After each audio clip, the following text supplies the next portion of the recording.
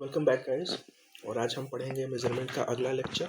Last lecture में हमने measurement of resistance कर लिया था, उसी में अब कुछ और एडिशनल पॉइंट्स हैं छोटे से, उसे भी हम देख लेते हैं। जैसे लो रेजिस्टेंस में वहाँ भी हमने देखा था कि they are provided with 4 terminals so that resistance value becomes definite, ठीक है, irrespective of the nature of the constants at current terminals. ठीक है कि करंट टर्मिनल्स पे चाहे कुछ भी हो रहा हो, लेकिन हमको रेजिस्टेंस की वैल्यू जो है वो डेफिनेट ही मिलनी चाहिए। ओके, फिर उसके बाद आता है 4 टर्मिनल्स इसमें यूज़ होते हैं, ठीक है, टू अवॉइड कॉन्टैक्ट रेजिस्टेंसेस, ठीक है, and the effect of measuring instrument on the measured value. 4 terminal इसलिए यूज़ होते हैं ताकि हम कॉन्टैक्ट रेजिस्टेंस को एलिमिनेट कर सकें और मेजर्ड वैल्यू में भी मेजरिंग इंस्ट्रूमेंट का कोई भी इफेक्ट ना आने पाए। ओके, उसके बाद आता है outer most terminals. Outer most terminals are used to inject currents. याद है ये इस तरह का कुछ होता था ना, 4 टर्मिनल्स जो होते थे, तो जो आउटर मोस्ट टर्मिनल्स होते थे उससे हम करंट इंजेक्ट करते थे in the low value resistance. Voltage is measured across the inner 2 terminals, यानी कि करंट हम आउटर टर्मिनल से इंजेक्ट कर सकते हैं और वोल्टेज जो है वो अंदर के 2 टर्मिनल से मेजर होगा। It ensures that any contact resistance drop at current terminal does not affect volt meter reading. ठीक है, now we will see accuracy. What is accuracy? It is closeness to the true value. It can be specified in the terms of inaccuracy or limits of error. ठीक है, इसको हम inaccuracy के term में भी specify कर सकते हैं, एक्यूरेसी को, या फिर एरर की लिमिट को, लिमिट्स ऑफ एरर। ठीक है, एक्यूरेसी का मतलब क्या होता है? कन्फॉर्मिटी टू द ट्रूथ, मतलब हम ट्रूथ को कन्फर्म कर रहे हैं, वेरीफाई कर रहे हैं, that is the conformity to the truth. So what is precision? क्या एक्यूरेसी और प्रिसीजन सेम है? Let's see. Precision is measure of reproducibility, ठीक है, that is given a fixed value of variable. Precision is the measure of degree to which successive measurements differ from one another। ठीक है, कि अगर मान लो हम कोई किसी चीज़ को मेज़र कर रहे हैं तो उस चीज़ को मेज़र करने के लिए हम 10 रीडिंग लेंगे और हमारी जो 10 रीडिंग है वो एक वैल्यू के अगल बगल की रीडिंग आ रही है, तो जितना भी सेंट्रल वैल्यू के आसपास की रीडिंग अगर आ रही है तो हम उस चीज़ को बोलेंगे कि वो बहुत प्रिसाइज है, और सेंट्रल वैल्यू से दूर दूर की वैल्यू आएगी तो वो not so precise है। So precision is the measure of degree to which successive measurements differ from one another। Precise means sharply और clearly defined। ठीक है, प्रिसाइज का मतलब क्या होता है? कोई भी चीज़ क्लियरली डिफाइंड है। ठीक है, जैसे सेंट्रल वैल्यू के अगल बगल की ही चीज़ आ रही है तो हमको पता है कि ये क्लियरली डिफाइंड है ना। उसके बाद देखो क्या होता है कि it is used to, precision is used to describe consistency and reproducibility. ठीक है, precision is not guarantee for accuracy. अगर कोई चीज़ प्रिसाइज है तो उसका ये मतलब नहीं है कि वो एक्यूरेट है या एक्यूरेसी की कोई गारंटी है, नहीं। ठीक है, प्रिसीजन जो है वो डिपेंड करता है सिग्निफिकेंट फिगर। जितना ज़्यादा सिग्निफिकेंट फिगर होगा उतना ज़्यादा प्रिसाइज होगा। 2.3 से ज़्यादा प्रिसाइज 2.30 है और 2.30 से ज़्यादा प्रिसाइज 2.300। ठीक है, तो जितने ज़्यादा सिग्निफिकेंट नंबर्स होंगे उतना ही हमारा वो प्रिसाइज माना जाएगा। अच्छा, उसके बाद देखते हैं एक टर्म आती है हमारी लीनियरिटी। लीनियरिटी क्या होता है कि अगर आउटपुट इनपुट के प्रोपोर्शनल है तब वो लीनियर है, लेकिन नॉन लीनियर का मतलब इनएक्यूरेसी नहीं होता है। ठीक है, कि अगर कोई चीज़ नॉन लीनियर है it doesn't mean it is inaccurate. Non linear का मतलब सिर्फ इतना भर है कि जो आउटपुट है वो इनपुट के प्रोपोर्शन में नहीं बढ़ रहा है या घट रहा है, उसका इनएक्यूरेसी मतलब नहीं है। ठीक है, so non linear can be accurate as well. फिर आती है रिप्रोड्यूसिबिलिटी। तो क्या है कि it is the degree of closeness with which a given value may be repeatedly measured. ठीक है, it is a degree of closeness with which a given value may be repeatedly measured, जो हम precision में भी देखे थे कि किसी भी किस स्तर तक हम किसी वैल्यू के क्लोज में बार बार मेजर कर सकते हैं, that is our reproducibility. It may be specified in terms of unit for a given period of time. ठीक है, अब देखते हैं इम्पॉर्टेंट पॉइंट, क्वेश्चन एग्जाम में आया हुआ है कि परफेक्ट रिप्रोड्यूसिबिलिटी का मतलब होता है कि इंस्ट्रूमेंट के पास क्या है, ज़ीरो ड्रिफ्ट है। ठीक है, फिर देखो सेंसिटिविटी पे आते हैं। सेंसिटिविटी दो टाइप की होती है, स्टैटिक होती होगी और एक डायनामिक होती होगी। तो स्टैटिक सेंसिटिविटी क्या होती है, it is the ratio of output signal to the input signal और क्वांटिटी टू बी मेजर्ड। ठीक है, तो इसकी यूनिट क्या है, पर माइक्रो एम्पियर या पर वोल्ट एक्सेट्रा। ठीक है, sometimes static sensitivity is expressed as ratio of measured quantity to response. तो मेजर्ड क्वांटिटी क्या है, आउटपुट जिस चीज़ को मेजर करने वाले हैं, और रिस्पॉन्स क्या है, जिस चीज़ पे हमको आउटपुट मिल रहा है, जिस इनपुट पे, तो response is our input. Sorry, then comes our resolution and discrimination. तो small measurable input change that can be measured by the instrument is called resolution. ठीक है, तो जो सबसे छोटा से छोटा वैल्यू जो मेरा मेजरिंग इंस्ट्रूमेंट मेजर कर लेगा, ठीक है, जो मिनिमम वैल्यू होगी, कि उससे नीचे तो वो मेजर नहीं कर पाएगा। ठीक है, तो वो वैल्यू क्या होती है, हमारे इंस्ट्रूमेंट की रिजोल्यूशन होती है या डिस्क्रिमिनेशन होती है। ठीक है, increment is resolution. Okay, then comes our dead time. ये इंपॉर्टेंट है, देखने की ज़रूरत है। देखो, the time required for measurement, देखो डेड टाइम भी अभी रेजोल्यूशन से कनेक्ट हो जाएगा, लेट्स सी। तो time required for measurement to begin to respond to the changes in measurand is known as dead time। ठीक है, it is the time before which instrument begins to respond after the measured quantity has been changed। ठीक है, तो जैसे कि हमने current दिया, ठीक है, तो करंट दिया तो इंस्टेंटली कोई डिफ्लेक्शन नहीं हुई, मान लो 5 मिली सेकंड के बाद डिफ्लेक्शन आई।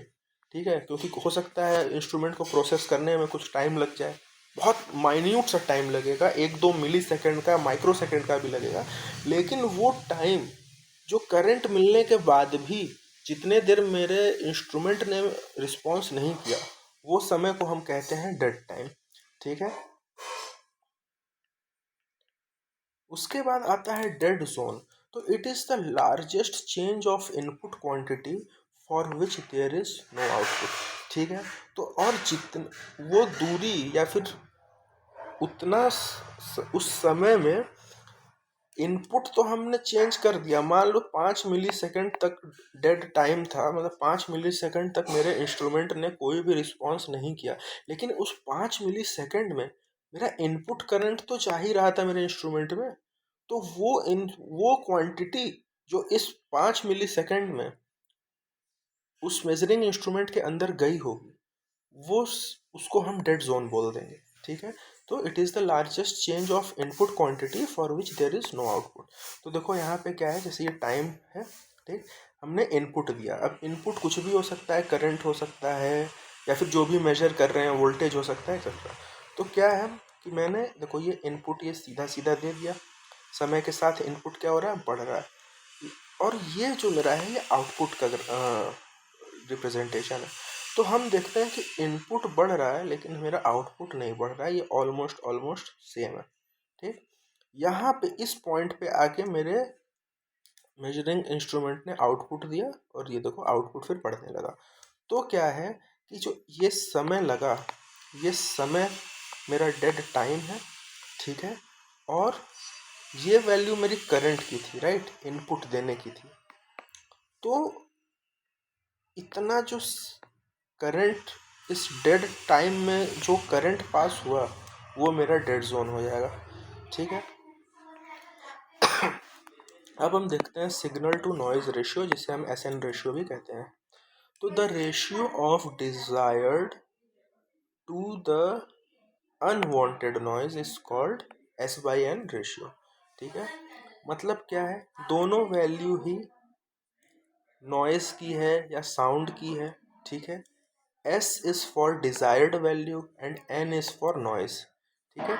मतलब हमको जितने साउंड की आवश्यकता है अपॉन में कि जितना हमारे पास अनवांटेड साउंड है, उसी के रेशियो को हम एस एन रेशियो बोल देते हैं। It is desire to have large S N ratio. S N ratio large होना चाहिए, मतलब क्या कि मेरे नॉइस की वैल्यू कम होनी चाहिए और मेरे डिज़ायर्ड साउंड की वैल्यू ज़्यादा होनी चाहिए, तभी तो एस एन रेशियो ओवरऑल मेरा ज़्यादा होगा, ठीक है। तो एस एन रेशियो क्या है, सिग्नल पावर है और ये नॉइस पावर है।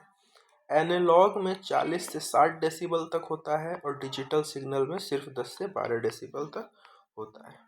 अब देखते हैं रिपीटेबिलिटी क्या होती है। तो repetition of reading of an instrument from a given set of reading is called repeatability, ठीक। अब यहाँ पे कुछ डायमेंशंस दे रखे हैं which we can learn of course बाद में, ठीक। Now, the fact as to how closely the instrument reading follows the measured variables is called the fidelity, ठीक है। fidelity क्या होता है जैसे क्या है कि करंट बढ़ा, अचानक से कम हुआ, फिर बढ़ गया, फिर कम हो गया, तो मेरा जो पॉइंटर है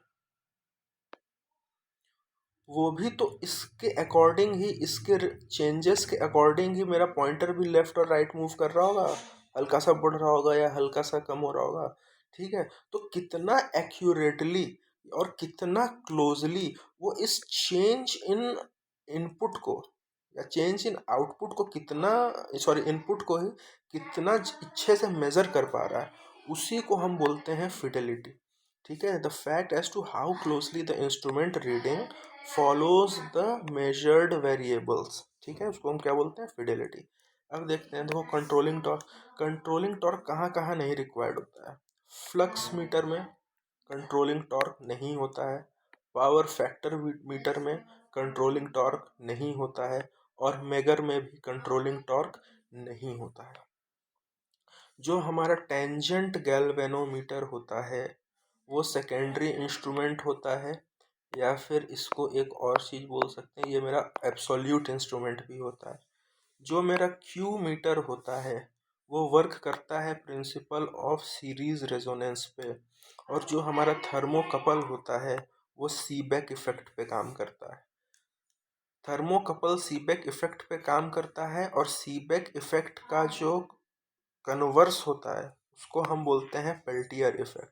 थर्मोकपल में क्या होता है कि जब दो डिफरेंट टेम्परेचर कोएफिशिएंट वाले मेटल्स आपस में जुड़ते हैं तो वहाँ पे एक उनके हीट वेरिएशन की वजह से एक थर्मल ईएमएफ जनरेट होता है, ठीक है, यही होता है ना। तो ये सीबेक इफेक्ट है। तो पेल्टियर इफेक्ट ये होता है कि अगर करंट यहाँ से पास करेंगे ईएमएफ, तो जो डिफरेंट कोएफिशिएंट वाले वायर्स हैं उनमें क्या होगा, हीट जनरेट होगा, यही तो होगा कन्वर्स इसका, ठीक है। अब हम देखते हैं फिडेलिटी क्या होती है।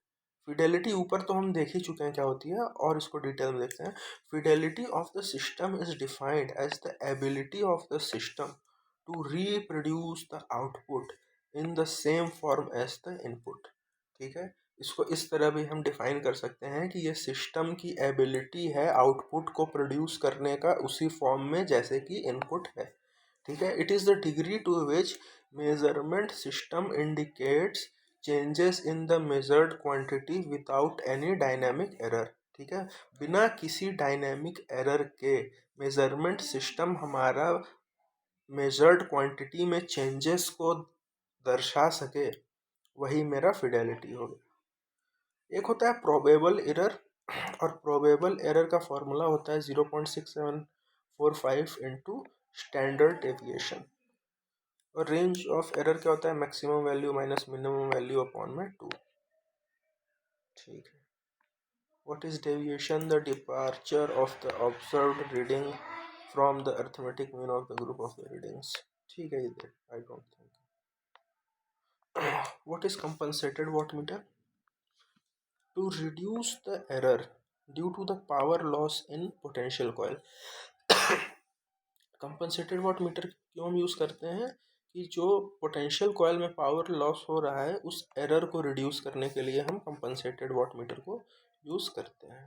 ठीक है, इसमें क्या होता है कि जो नंबर ऑफ टर्न्स होते हैं वो नंबर ऑफ करंट कॉइल के टर्न्स के बराबर होते हैं। ओके, और सीरीज में कनेक्ट होते हैं ये प्रेशर कॉइल के, कंपनसेटेड कॉइल्स हमने पहले भी देखा था। ठीक है, तो कंपनसेटेड एनर्जी मीटर क्या होते हैं? They are use to compensate the static friction. Okay, देखो ये सिंबल देख लो, जो ये पीएमएमसी होता है उसका ये सिंबल है। अगर पीएमएमसी विथ रेक्टिफायर एलिमेंट, तो एक रेक्टिफायर एलिमेंट लग जाएगा। एनर्जी मीटर क्या है? एक सर्कल के अंदर रेक्टेंगल डाल दो, हमें एनर्जी मीटर मिल गया। मूविंग आयरन क्या है? एक रेक्टेंगल बार बना के जिगजैग वे में शो कर दो, that is our moving iron. Dynamometer या ईएमएमसी क्या है? एक हॉरिजॉन्टल रेक्टेंगल दो पार्ट में डिवाइड करो, अलग अलग शेड करो। इलेक्ट्रोस्टैटिक वोल्टमीटर,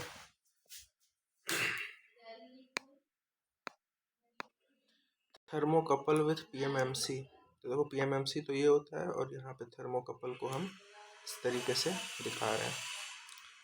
उसके बाद आता है हमारा एरर एनालिसिस। ठीक है, इसको अब हम एरर एनालिसिस स्टार्ट करते हैं।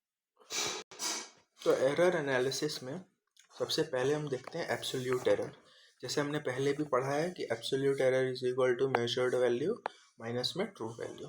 ठीक है, पॉजिटिव मतलब मेजर्ड वैल्यू ज़्यादा है, एरर नेगेटिव है मतलब ट्रू वैल्यू ज़्यादा है।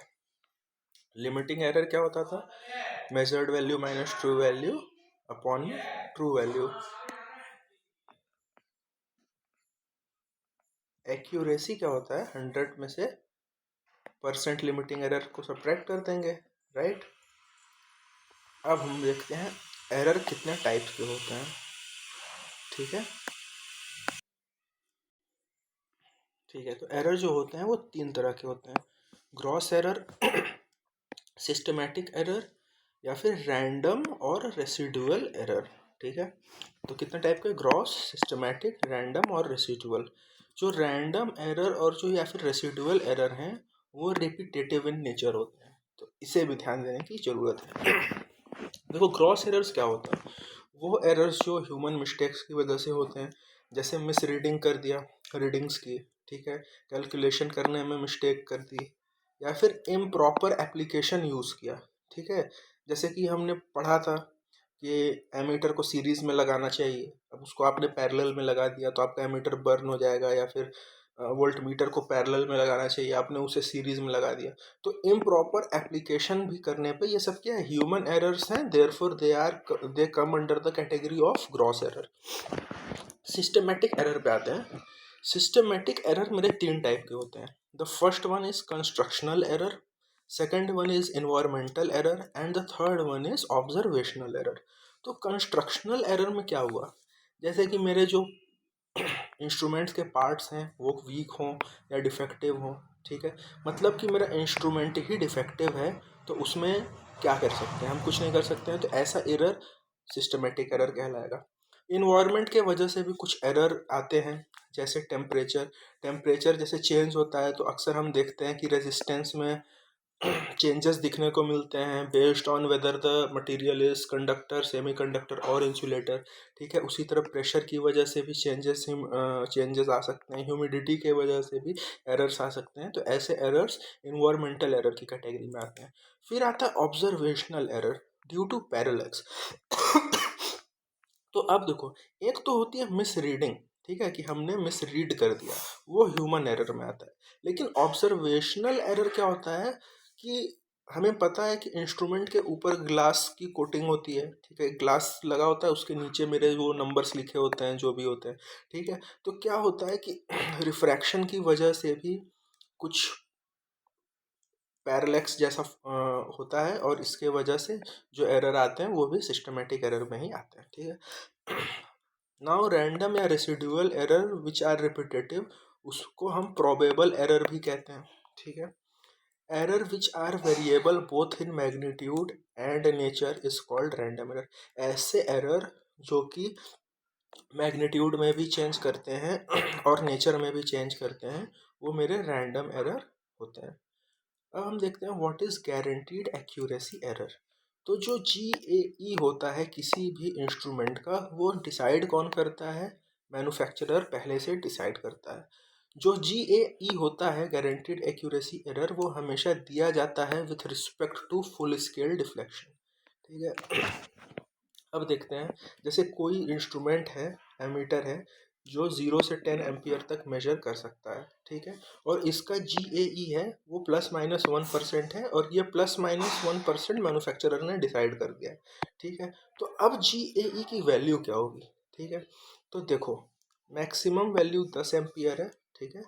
तो 10 और 1% जो है GAE, तो 0.1, ठीक है। तो GAE परसेंटेज फॉर्म में 1% था, GAE की वैल्यू ±0.1 है।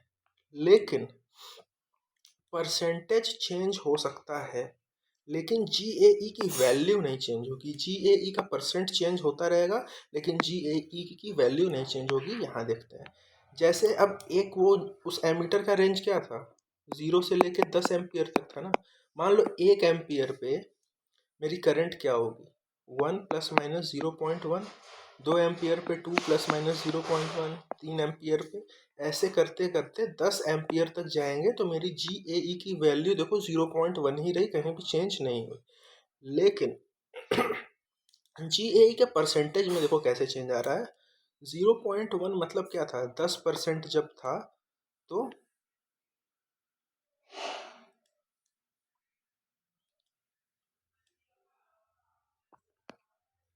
0.1, 1 एम्पियर पे 10% है, 2 एम्पियर पे 5% है, 3 एम्पियर पे 3.33% है। तो हम क्या देख रहे हैं कि मिडिल वैल्यू जो है, मतलब यहाँ पे देखो पहले कम हो रही थी मेरी GAE की परसेंट वैल्यू, ठीक है। लेकिन फिर हाँ, नीचे की ओर आ रहे हैं तो मेरी GAE की वैल्यू जो है क्या हो रही है, कम होती चली जा रही है, राइट। और ऊपर जा रहे हैं तो एरर मेरा बढ़ रहा है, नीचे की ओर आ रहे हैं तो एरर घट रहा है, ऊपर की ओर जा रहे हैं तो मेरा एरर बढ़ रहा है, लेकिन GAE की वैल्यू में कोई भी चेंज नहीं हो रहा है। तो जो GAE की वैल्यू है वो कैसा एरर है, वो फिक्स्ड एरर है। और ये जो GAE की परसेंट वैल्यू में एरर हमको पता चल रही है, वो मेरा डायनेमिक एरर है, या इसी को हम बोल देंगे परसेंटेज लिमिटिंग एरर, ठीक है। हम्म अब देखो,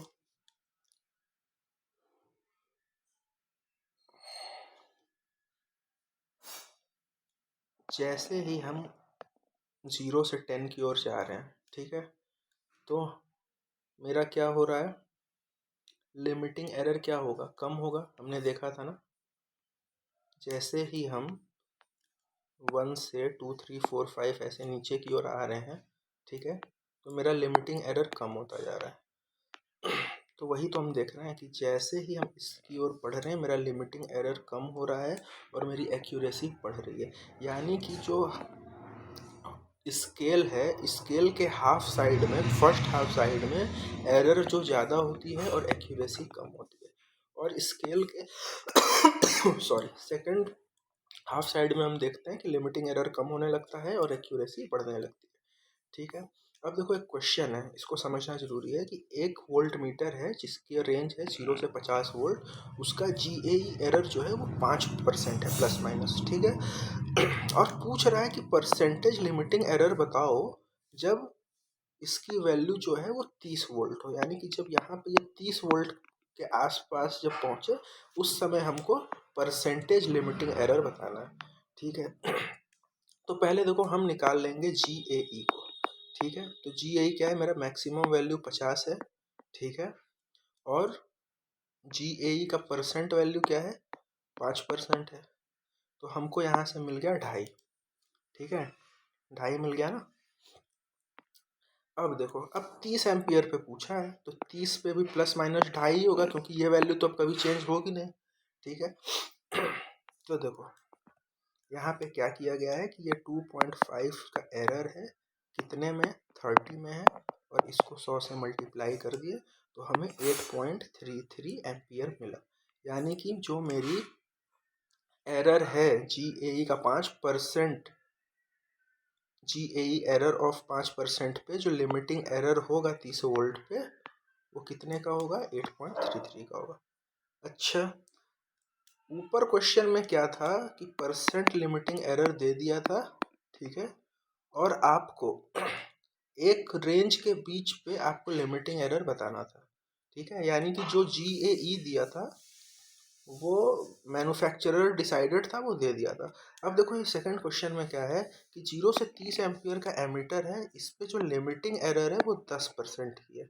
ठीक है, वो 10% की लिमिटिंग एरर कब है, जब एमीटर मेरा 20 एम्पियर रीड कर रहा है। अब मुझे GAE पता करनी है। तो देखो 20 प्लस माइनस 10% लिखेंगे, ठीक, और यहाँ से हम 20 इंटू 10/100 करके GAE की फिक्स वैल्यू पता कर लेंगे। ठीक है। अब देखो, यानी कि अब 20 प्लस माइनस 10% जो था उसको हम 20 प्लस माइनस 2 लिख सकते हैं, राइट। और हमको GAE बताना है, तो अब ये 2 तो हर जगह आएगा, ठीक है। और कितने पे पूछा है, अच्छा नहीं, GAE पूछा है, तो GAE हम फुल स्केल डिफ्लेक्शन पे देते हैं, यानी 30 एम्पियर पे हमको देखना है। ठीक है, तो 30 प्लस माइनस 2 होगा, तो 2 है 30 में, 100 पे पता करना है, तो यहाँ से हमको 6.66 GAE मिल गया, क्योंकि GAE is given for full scale deflection, यहाँ लिखा भी है। Always measure any measurand in second half of the scale nearer to full scale deflection so that accuracy becomes higher। ठीक है। अब उसके बाद देखो क्या बड़ा इंपॉर्टेंट है ये भी, कि मान लो हम कैसे सम करेंगे, मल्टीप्लाई करेंगे, डिवाइड करेंगे रेजिस्टेंस का, अगर वो अपने एरर वैल्यू के साथ आ रहे हैं। तो मेरा मान लो एक रेजिस्टेंस है, उसकी वैल्यू ये है 100 प्लस माइनस 3%, ठीक है, और R2 जो है वो है 50 प्लस माइनस 2, यहाँ पे लग रहा है फोटो क्लिक करने में मिस्टेक हो गई। ठीक है, 50 प्लस माइनस 2 है। ठीक है, ये सीरीज में कनेक्टेड है, तो हमको total percentage limiting error series combination का बताना है। ठीक है, देखो तो पहले हम क्या करेंगे कि इन्हें फिक्स्ड वैल्यू में चेंज कर लेंगे। ठीक है, तो 3/100 इंटू 100 करोगे तो देखो 3 मिलेगा। उसी तरह 4/50 इंटू 100 करोगे,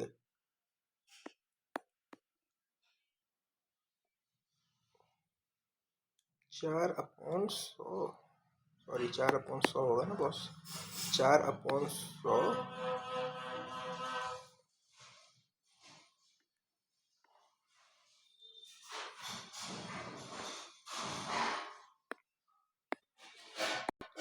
4% है, तो 4/100 इंटू 50 करोगे तो ये 2 और ये 2।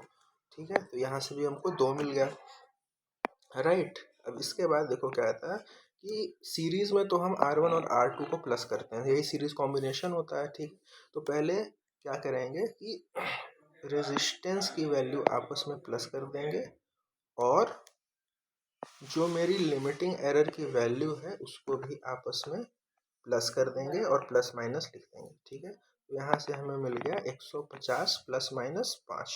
ठीक, लेकिन ये मेरी जो है ये फिक्स्ड वैल्यू में आई है, और क्वेश्चन हमसे पूछता है कि लिमिटिंग एरर बताना है इतने पे, तो लिमिटिंग एरर क्या होगा, 5/150 इंटू 100, तो ये मुझे मिल गया 3.33%।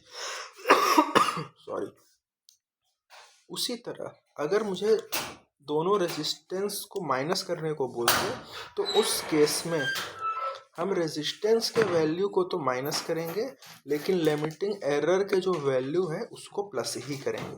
ठीक है, तो यहाँ से हमको यह पता चलता है कि हाँ देखो, तो 50 प्लस माइनस 5 आ गया, और ये 10% कैसे आया, तो ये 5/50 इंटू 100 कर दिया यहाँ पे, तो यहाँ से लिमिटिंग एरर के रेफरेंस में भी आ गया है। तो यहाँ पे जो समरी ये है कि अगर रेजिस्टेंस को हम सम या सब्ट्रैक्ट करते हैं तो हमको रेजिस्टेंस तो सीधे सीधे प्लस या माइनस हो जाएंगे, लेकिन उनकी जो वैल्यू है वो हमें लेनी है GAE वैल्यू लेनी है, ना कि परसेंट में, और उसको हमेशा प्लस ही करना है। ठीक है, उसी तरह देखते हैं अगर हमको R1 इंटू R2 मल्टीप्लीकेशन के केस में क्या होगा। तो मल्टीप्लीकेशन की केस में रेजिस्टेंस की वैल्यू आपस में तो मल्टीप्लाई हो जाएगी, ठीक है, लेकिन यहाँ पे एक इम्पॉर्टेंट फैक्ट ये है कि मल्टीप्लिकेशन में हमको GAE वैल्यू नहीं लेना है, GAE परसेंटेज से ही काम चल जाएगा, तो उसे प्लस कर देना है। तो 4 प्लस माइनस 7% आ गया। और डिवाइड में भी देखो 3 और 4 को डिवाइड 3 और 4 को प्लस कर दिया है। इसको डिवाइड करेंगे और इसको प्लस करेंगे, मतलब कि प्लस हो माइनस हो मल्टीप्लाई हो डिवाइड हो, वो रेजिस्टेंस का तो वो उसके अकॉर्डिंग ही कर देना है। ठीक है, जो एरर का है वो प्लस माइनस में GAE की वैल्यू का एडिशन होगा, ठीक है, और मल्टीप्लिकेशन डिवाइड में GAE के परसेंटेज का प्लस होगा। बस इतना सा ध्यान रखने की ज़रूरत है। देखो यहाँ पे मैंने लिखा भी है कि मल्टीप्लाई और डिवाइड में परसेंट में ही ऐड कर देंगे,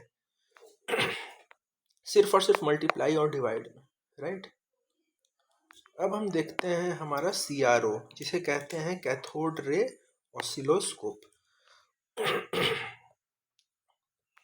ये मेरा फिगर है, these are my vertical deflecting plates, ठीक है। ये नॉन व्यूइंग स्क्रीन, यहाँ पे देखो एक्वाडाग लगता है। ये मेरी स्क्रीन है, यहाँ पे एल्युमिनियम शीट दे रखी है, focusing anode, pre and post accelerating anode, cathode जो कि बेरियम ऑक्साइड या स्ट्रोंशियम ऑक्साइड का होता है, एक हीटर दे रखा है, ठीक है। यहाँ पे एक कंट्रोल ग्रिड देखो ये बना हुआ है पूरा निकल का निगेटिव। तो एक एक करके देखते हैं।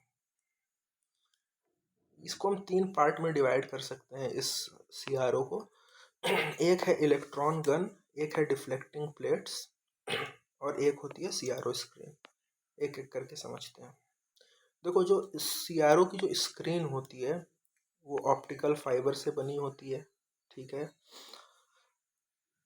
उसमें फॉस्फर मटेरियल यूज़ किया जाता है, और जो काइनेटिक एनर्जी है वो उसको लाइट एनर्जी में चेंज करती है, क्योंकि स्क्रीन पे इलेक्ट्रॉन का बोmbardment करवाते हैं और वो लाइट एनर्जी में कन्वर्ट होती है, ठीक है। लाइट एनर्जी में कैसे कन्वर्ट होती है? With the help of the activators, और एक्टिवेटर्स मेरे हो सकते हैं एल्युमिनियम के, क्रोमियम के, या फिर सिल्वर, ठीक है। उसके बाद देखो क्या होता है, जो मेरा वोल्टेज होता है, ठीक है, सीधे सीधे ये इम्पोर्टेंट है यहाँ पे, जो मेरा वोल्टेज जो, एक मिनट गाइस, गेटिंग कॉल, ठीक है। तो V is directly proportional to under root VA होता है। तो V क्या होती है? वेलोसिटी ऑफ इलेक्ट्रॉन्स, और VA क्या होता है? एनोड वोल्टेज होता है, ठीक है। यानी कि जितनी तेज वेलोसिटी होगी एनोड वोल्ट, जितनी तेज वेलोसिटी होगी उसी के प्रोपोर्शनल में हमको एनोड वोल्टेज जनरेट होता हुआ दिखेगा, ठीक है। अच्छा, यहाँ लिखा भी है V is equal to velocity anode voltage, ठीक है। अब देखो इंपॉर्टेंट पॉइंट क्या है, जो CRO है वो वर्क करता है on the principle of thermo ionic emission, ठीक है। प्रिंसिपल क्या है CRO का? Thermo ionic emission. CRO mainly consist of CRT। CRO में कैथोड रे ट्यूब यूज होता है। CRT के 3 पार्ट होते हैं, ठीक है। CRO CRT से बनता है, और CRT के खुद 3 पार्ट होते हैं।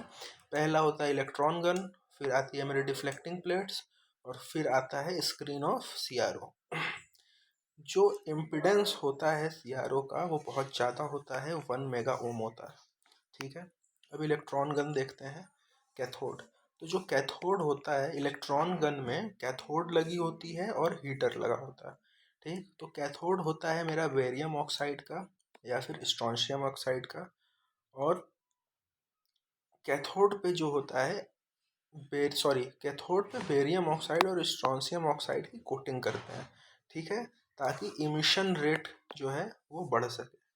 ठीक है। जो हीटर होता है वो it is used to heat up the cathode. ठीक है। कैथोड को जब हीट करोगे तभी तो उसमें से इलेक्ट्रॉन्स इमिट होंगे। ठीक है। और उस कैथोड को हम बेरियम ऑक्साइड या स्ट्रोंशियम ऑक्साइड से कोट भी करते हैं ताकि एमिशन रेट और बढ़ सके और ज़्यादा से ज़्यादा इलेक्ट्रॉन्स इमिट कर सके। फिर आता है मेरा pre and post accelerating anode. तो इनका क्या काम होता है कि they are used for injecting the acceleration into the electron beam. ठीक है। तो जो मेरे कैथोड से जो इलेक्ट्रॉन्स निकल रहे हैं उनमें ये एक्सेलरेशन डालने का काम करते हैं। कौन? Pre and post accelerating anode उनकी स्पीड को बढ़ा देते हैं। ठीक है। नोट करने की बात यह है कि जो हाई फ्रिक्वेंसी सीआरओ होते हैं, जो 10 मेगाहर्ट्ज से भी ऊपर के सीआरओज होते हैं, उसमें ब्राइटनेस जो है बढ़ाने के लिए, ठीक है, जो पैटर्न मेरा जनरेट होके आएगा स्क्रीन पे उसकी ब्राइटनेस बढ़ाने के लिए हम पोस्ट एक्सेलरेटिंग एनोड का यूज़ करते हैं। ठीक है। क्योंकि देखो pre and post accelerating anode दिया है ना, तो जो पोस्ट एक्सेलरेटिंग एनोड है वो सिर्फ और सिर्फ हाई फ्रिक्वेंसी सीआरओ में यूज़ होता है, अदरवाइज प्री एक्सेलरेटिंग एनोड ही सफिशिएंट होता है। ठीक है। फिर देखो आता है फोकसिंग एनोड। ठीक है। क्योंकि इमिट तो कर चुका है इलेक्ट्रॉन और एक्सेलरेशन भी मिल चुका है प्री एक्सेलरेटिंग एनोड से। ठीक है। अब क्या होगा कि हमको उसको फोकस भी तो करना है। ठीक है। एक समझते हैं। तो in the CRT, in the cathode ray tube of CRO, electrostatic deflection is use. ठीक है। यानी कि CRO में इलेक्ट्रोस्टैटिक डिफ्लेक्शन यूज होता है और जो टीवी होती है उसके पिक्चर ट्यूब में इलेक्ट्रोमैग्नेटिक डिफ्लेक्शन यूज होता है। ठीक है। इलेक्ट्रोस्टैटिक डिफ्लेक्शन क्यों यूज होता है CRO में? क्योंकि उसकी जो डिफ्लेक्शन सेंसिटिविटी है वो हाई होती है। ओके।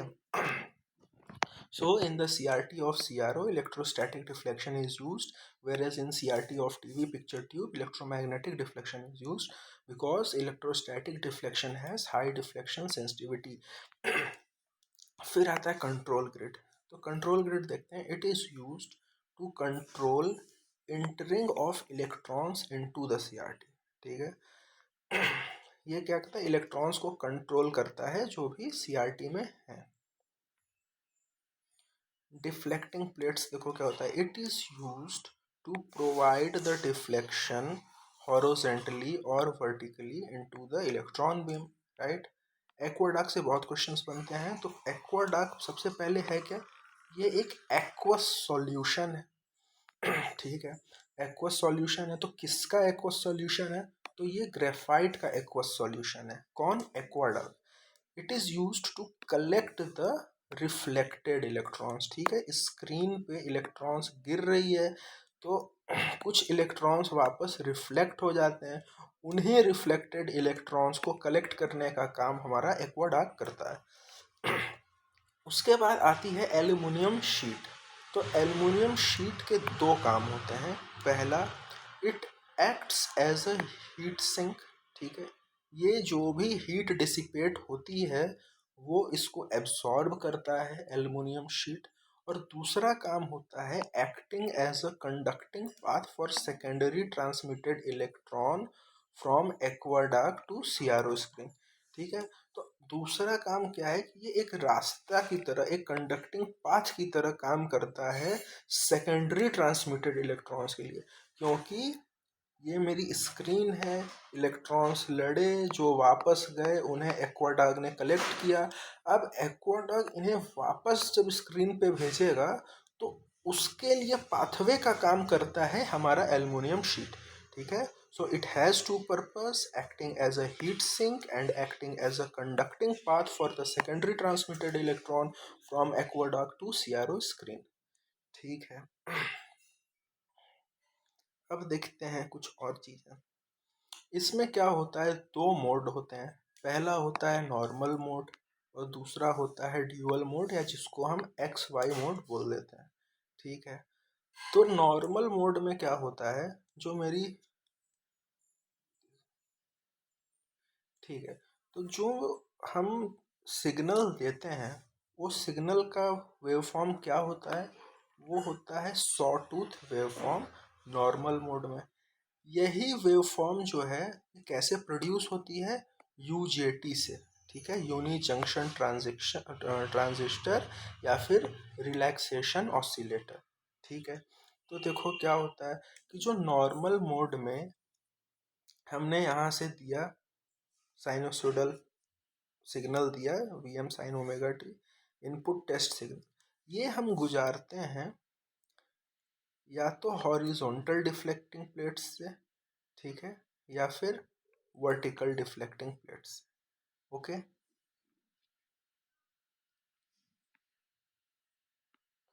ड्यूअल मोड में क्या होता है कि हम दो चैनल, एक होता है वाई चैनल, एक होता है एक्स चैनल, ठीक है, उससे हम अपने साइनोसोडल सिग्नल को भेजते हैं, ठीक है।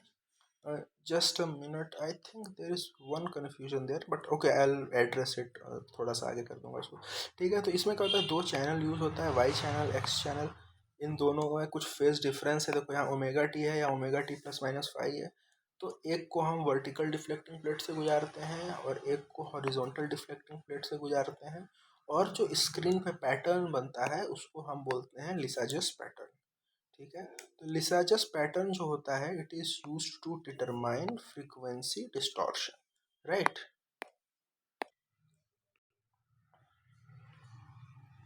ठीक है, अब हम देखते हैं measurement of voltage, time period and frequency कैसे होगा।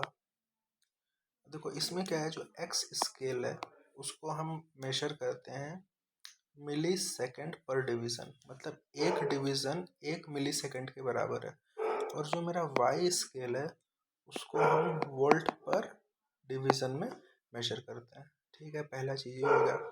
अब देखो क्या होता है, इसमें एक होता है वी पी पी, मतलब कि पीक टू पीक वोल्टेज।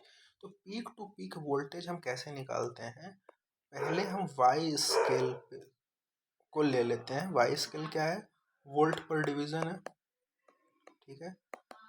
फिर उससे हम मल्टीप्लाई करते हैं number of division occupied by signal from positive to negative peak, ठीक है। तो पहले हम क्या करेंगे कि वाई स्केल का डिवीज़न ले लेंगे और फिर हम देखेंगे कि देखो ये मेरा पॉजिटिव पीक है और ये मेरा नेगेटिव पीक है, तो पॉजिटिव से नेगेटिव पीक के बीच में कितने स्केल्स ऑक्यूपाई करके रखा हुआ है, ठीक है। ये करेंगे तो हमको वी पी टू पी यानी पीक टू पीक वोल्टेज पता चल जाएगा। तो हमको ऐसे भी पता चला जो पीक टू पीक वोल्टेज है वो 2 टाइम्स द पीक वोल्टेज, ये हो गया। सो वी एम क्या हो जाएगा, पीक टू पीक अपॉन में 2 हो जाएगा। आर एम एस क्या हो जाएगा, तो वी पी पी अपॉन में 2√2 हो जाएगा, क्यों, क्योंकि आर एम एस वैल्यू क्या होती है, आई एम अपॉन में √2, ठीक है। फिर हम देखो दिखाते हैं टाइम पीरियड। तो टाइम पीरियड में हम लेते हैं एक्स स्केल को और number of division occupied by signal in one cycle. तो देखो एक्स स्केल का क्या डिवीज़न है, मिली सेकेंड, और एक कंप्लीट साइकिल, मतलब यहाँ से लेके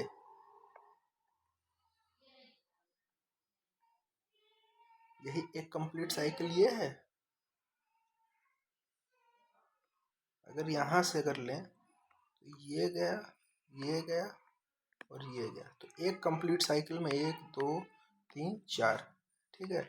तो अगर हम ये करेंगे तो हमको क्या मिल जाएगा, टाइम पीरियड मिल जाएगा।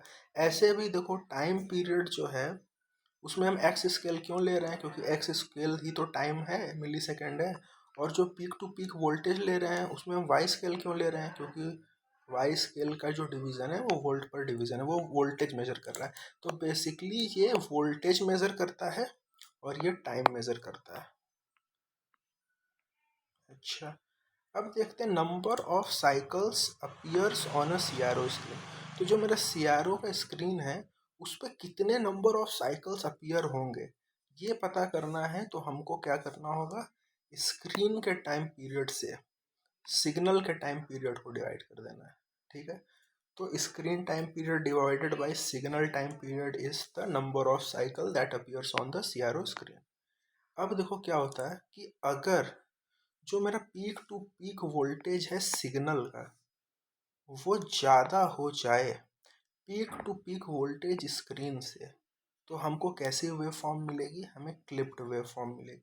मतलब मेरा इनपुट सिग्नल जो है उसकी वैल्यू इतनी हो जाए जितनी तो स्क्रीन की वैल्यू ही नहीं है मेजर करने की, तो हमको उस समय क्लिप्ड वेव फॉर्म मिलेगी। देखो यहाँ पे इतना पोर्शन क्लिप हो गया, ठीक है। ये कब मिलेगी, जब सिग्नल का पीक टू पीक वोल्टेज ज़्यादा हो जाएगा स्क्रीन के पीक टू पीक वोल्टेज से।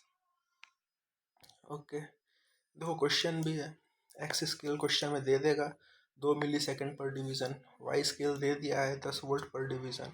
अब हमको पीक टू पीक वोल्टेज निकालना है, तो पीक टू पीक वोल्टेज क्या होगा, देखो पीक टू पीक वोल्टेज जो है वाई स्केल दैट इज 10 × 6। 6 क्या है, मतलब number of division occupied from positive to negative peak. तो देखो ये मेरा पॉजिटिव पीक है और ये मेरा नेगेटिव पीक है, ठीक है। तो यहाँ से यहाँ तक कितने डिवीज़न है, 1 2 3 4 5 6। इस वजह से यहाँ पे हमें 60 वोल्ट मिलता है। अब 60 volt peak to peak voltage मिल गया, तो हमको तो RMS पता है Vm/√2 होता है।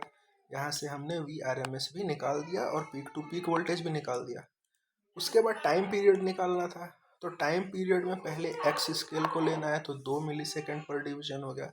और एक कंप्लीट साइकिल में कितने डिवीजन है, ठीक है, इसमें 4 बोल रहा है। और हाँ, मैंने 4 उस समय भी निकाल के दिखाया था, देखो 1 2 3 4, राइट। तो यहाँ से मुझे मेरा टाइम पीरियड भी मिल गया, और जैसे मुझे मेरा टाइम पीरियड मिला वैसे ही मुझे मेरी फ्रीक्वेंसी मिल जाएगी। अब कह दिया हमको n पता करना है, ठीक है। तो n देखो क्या है, 2 × 6 मिली सेकेंड/8 मिली सेकेंड। तो ऊपर वाला क्या होगा, स्क्रीन का टाइम पीरियड, और ये क्या होगा, ये सिग्नल का टाइम पीरियड होगा, यही है। तो देखो सिग्नल का तो 8 आया है, और स्केल का कितना था, स्क्रीन का 2 मिली सेकेंड पर डिवीजन दे ही रखा है। No no no no no sorry, screen जो है वो 2 मिली सेकेंड दे रखा है, और 8 मिली सेकेंड हमने निकाला है सिग्नल का, सिग्नल टाइम पीरियड और स्क्रीन टाइम पीरियड, ठीक है। अब हम देखते हैं मेजरमेंट ऑफ फ्रीक्वेंसी क्या होती है, ठीक है। देखो पहली बात क्या है, मान लो देखो ये मेरा Vy है, Vx है, ये दोनों प्लस माइनस फाइव का दोनों के बीच में फेज डिफरेंस है। तो दो केस होता है। पहला केस क्या होता है कि जो ओमेगा एक्स की जो है वो ओमेगा वाई के बराबर ना हो और एक सिग्नल फ्रीक्वेंसी का नोन हो, ठीक है। तो उस समय क्या होगा, ओमेगा वाई क्या है, 2πf, यही तो ओमेगा है। तो ओमेगा वाई अपॉन में omega x is equal to frequency of y upon में फ्रीक्वेंसी ऑफ एक्स कह सकते हैं, क्योंकि 2π तो कट जाएगा, ठीक है। तो क्या होगा, maximum number of horizontal tangencies upon में maximum number of vertical tangencies, ठीक है। तो इसको ये ऐसे याद रखो, हॉरिजॉन्टल अपॉन में वर्टिकल टी, ऐसे समझने के लिए, ठीक है। एफ वाई अपॉन में F X is equal to horizontal upon में वर्टिकल। अच्छा, अब देखो समझते हैं, यहाँ पे एफ वाई अपॉन में एफ एक्स निकालना है। वाई हॉरिजॉन्टल है, तो हॉरिजॉन्टल पे कितनी बार काट रहा है, 1 2 3 बार, और वर्टिकल पे कितनी बार काट रहा है, 2 बार काट रहा है, तो 3/2 हो गया। अब क्या है, एक मिनट, हम सो सॉरी, 3 नहीं होगा ना, ये काट कहाँ रहा है, ये तो बस यहाँ पे और यहाँ पे काट रहा है, 2/2, राइट। तो F Y by F X जो है वो 1 हो जाएगा। इसका मतलब omega Y is equal to M omega X, या F Y is equal to F X हो गया। और एक फ्रीक्वेंसी दी ही रही हो, देंगे ही वो क्वेश्चन में, ठीक है। उसी तरह देखो यहाँ देखते हैं, तो हॉरिजॉन्टल कितनी बार कटा है, 1 2 3 4 5 6, 6 बार में, लेकिन वर्टिकल सिर्फ 2 बार कटा है, यहाँ तो कोई कटा नहीं है, तो 3। तो F Y is equal to 3 f x, एक की वैल्यू दी रहेगी, उससे हम पता कर लेंगे, ठीक है। फिर आता है हमारा rise time of C R O, ठीक है। तो rise time of C R O जो होता है वो होता है 0.35 अपॉन में बैंडविड्थ। और इसको ऐसे भी समझ लेते हैं कि राइज टाइम जो है वो बैंडविड्थ के इन्वर्सली प्रोपोर्शनल होता है, कि अगर मेरी बैंडविड्थ ज़्यादा होगी तो मेरा राइज टाइम कम होगा, और अगर मेरी बैंडविड्थ कम होगी तो मेरा राइज टाइम ज़्यादा होगा। ओके, ठीक है। ये मेरा फेज़ मेज़रमेंट होता है कि दो डिफरेंट फेजेस को हम कैसे मेजर करते हैं अगर फेज़ डिफरेंस है। ये याद करना है क्योंकि सीधे सीधे क्वेश्चन आते हैं एग्ज़ाम में, वैल्यू दे देती है और पता करना आता है। तो मान लो मेरा एक फेज़ 0 डिग्री है, ठीक है। मेरा जो फाई है वो अगर 0 डिग्री है तो इसका क्या मतलब हुआ कि एक एंगल 0 होगा और दूसरा एंगल 360 होगा, क्योंकि सेकंड पॉसिबिलिटी तो यही है 360 माइनस 5, ठीक। तो ये कब होगा, उस केस में जो मेरा ग्राफ बनेगा वो फर्स्ट और थर्ड क्वाड्रेंट में एक straight line passing through the origin होगा, ठीक। अगर मेरा फाई जो है 0 से बड़ा हो गया और 90 से छोटा है, तो मेरी जो दूसरी पॉसिबिलिटी है वो क्या होगी, 360 माइनस 0, ठीक है। यानी 360 से छोटा होना पड़ेगा, और 360 में से 90 माइनस कर दोगे तो 270, ठीक है। तो ये हो जाएगा। तो इस केस में हमें एक इक्लिप्स मिलेगा, वो भी फर्स्ट और थर्ड क्वाड्रेंट में मिलेगा। अब एंगल हम 90 डिग्री कर देंगे तो दूसरा एंगल 270 हो जाएगा, और हमें एक बढ़िया सा सर्कल देखने को मिलेगा, ठीक। चौथा केस है कि 90 डिग्री से अगर बढ़ गए और 180 डिग्री से कम पे हैं, ठीक है, तो मेरा सेकंड पॉसिबिलिटी 360 माइनस 5 कर लेंगे। उस केस में जो मेरा इक्लिप्स बनेगा वो सेकंड और फोर्थ क्वाड्रेंट में बनेगा। और अगर मेरा फाई 180 डिग्री हो गया तो मेरा दूसरा भी 180 डिग्री होगा, उस केस में भी straight line passing through origin है, लेकिन सेकंड और फोर्थ क्वाड्रेंट में, ठीक है।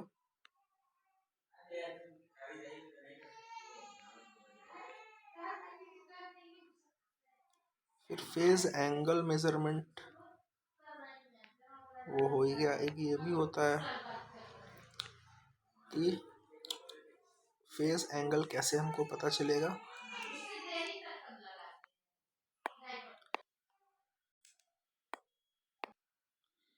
ठीक है।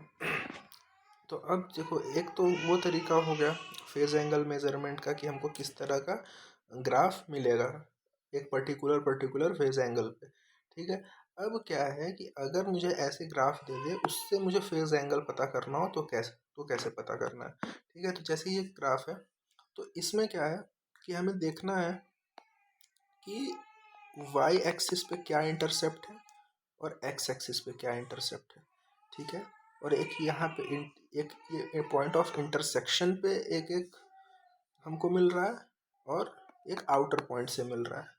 तो देखो, जो फाई होगा वो दो तरीके से निकल सकता है, या तो हम साइन इनवर्स x1 अपॉन में x2 कर दें, या फिर साइन इनवर्स y1 अपॉन में y2 कर दें। यानी कि अगर इधर से बढ़ रहे हैं तो जो पहले आएगा उसको पहले रख देंगे और उसके बाद वाले को डिनोमिनेटर में डाल देंगे, ठीक है। ऐसे समझने के लिए एक इस तरीके से हम फेज एंगल पता कर सकते हैं, ठीक है। जैसे यहाँ पे देखो, यहाँ पे हमको फाई बताना है, तो हमको पता है साइन इनवर्स, पहले 1 आया फिर 2 आया तो 1/2, तो फाई मेरा कितना होगा 30 डिग्री क्लॉकवाइज, लेकिन एक वहाँ पे देखो हम उसमें हमको एक सेकंड पॉसिबिलिटी देखने को मिलती थी, तो यहाँ पे भी सेकंड पॉसिबिलिटी है, और वो सेकंड पॉसिबिलिटी है कि इस 5 को 360 से माइनस कर देंगे तो वो मुझे एंटी क्लॉकवाइज में मिल जाएगी। ओके, उसी तरह देखो यहाँ पे देखो -1 में -2 कर देंगे, ठीक है। अच्छा नहीं, वो केस था जो पहला वाला केस था, वो सिर्फ एप्लीकेबल है कि जब मेरा ग्राफ फर्स्ट और थर्ड क्वाड्रेंट में, ठीक है। अब अगर मेरा ग्राफ जो है वो सेकंड और फोर्थ क्वाड्रेंट में, तब क्या करेंगे, वही चीज़ करेंगे, बस हल्का सा फॉर्मूला चेंज हो जाएगा। साइन इनवर्स x1/x2 तो रहेगा ही, लेकिन 180 माइनस साइन इनवर्स x1/x2 कर देना है अगर सेकंड और फोर्थ क्वाड्रेंट में है तो देखो 5 = 180 माइनस साइन इनवर्स 1/2 30 यानी 150 जो CRO है वो AC और DC दोनों पे काम कर सकता है, राइट। अब हम देखते हैं इलेक्ट्रोस्टैटिक डिफ्लेक्शन। इलेक्ट्रोस्टैटिक डिफ्लेक्शन में देखो ये मेरा VD डिफ्लेक्टिंग वोल्टेज है, VA एनोड वोल्टेज है। जो स्मॉल d है वो डिस्टेंस बिटवीन पैरेलल प्लेट है, और L क्या है, length of the parallel plate है, ठीक है। तो ये जो मेरा स्मॉल d है वो ये डिस्टेंस बिटवीन पैरेलल प्लेट है, ये लेंथ ऑफ पैरेलल प्लेट है, ये हमें इतने का यहाँ पे डिफ्लेक्शन मिल रहा है, राइट। और जो L है इस डिफ्लेक्शन ऑफ बीम है, ठीक है। और जो कैपिटल L है वो क्या है, मेरा डिफ्लेक्शन ऑफ बीम है। तो इस केस में जो हमको डिफ्लेक्शन मिलता है इलेक्ट्रोस्टैटिक डिफ्लेक्शन में, वो मिलता है L इंटू LdVd/2dVA, मतलब बीम का deflection into length of the parallel plate into VD क्या है, डिफ्लेक्टिंग वोल्टेज, अपॉन में 2 into distance between parallel plates into anode voltage mm, right. ये फॉर्मूला याद कर लेना है, D = LLdVd अपॉन में 2dVA, और इसके सारे नोटेशंस।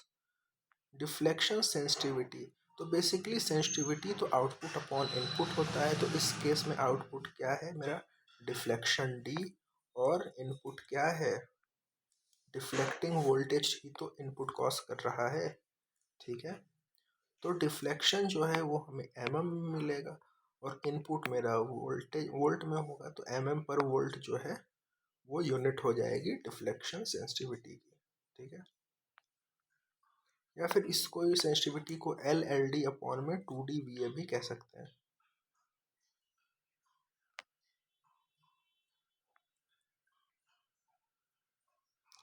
ठीक है।